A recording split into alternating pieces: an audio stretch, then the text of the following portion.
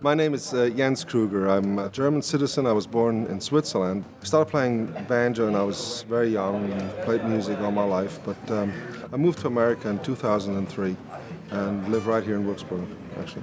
We came here and we started playing bluegrass music like I learned it from Bill Monroe. I stayed with Bill Monroe for a summer in 1982 when I was 19, and he introduced me to the Grand Ole Opry. I played everywhere with him, when I was young. And so he's always stayed in touch with me and would check on me and say, well, how about your music, right? And I never really understood it, but when we had written a lot of music that we could not play in Europe, because in Europe you had to be as American as possible. But then when we came here, all of a sudden we could play our own music, and people say, what was that?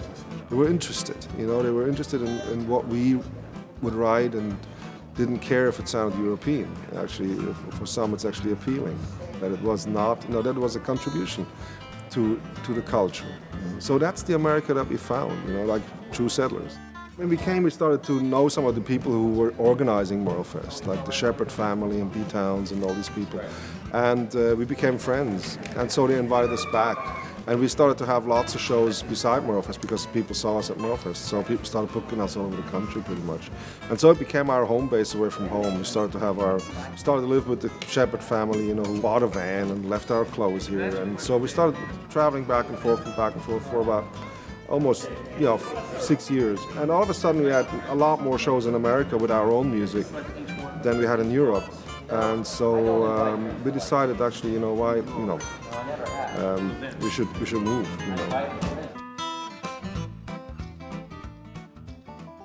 Doc Watson really, was an ambassador for the idea of America, how people live together, and the way he talks about the common folk, and the way he does it, makes you want to be here, And so to come and meet Doc Watson, even though we've seen him perform in Europe, was just fantastic. And so he would also come to shows. We play around here, and all of a sudden Doc Watson come in and he joined us, for the concert. And our bass player Joel Landsberg, he became his frequent bass player when we were not on the road. He would start working with Doc around here, and also we started, doing shows with him, as his sort of backup band. And it's just wonderful to see how much he would truly give of himself on a performance. That honesty that goes so far, it was extremely inspiring and beautiful to see, because maybe how that is, you like somebody really very much, through the music, and you always hope that he will be that kind of person when you meet him, not to spoil all the memories of the good music, And with Doc, definitely that was actually, the other way around even, He invited us up to his house to play clawhammer for Rosalie, because he learned a lot of the old songs that he learned from Clarence Ashley or that Merle played, and Doc would go up to the basement and get Merle's banjo so I could play on Merle's banjos for Rosalie.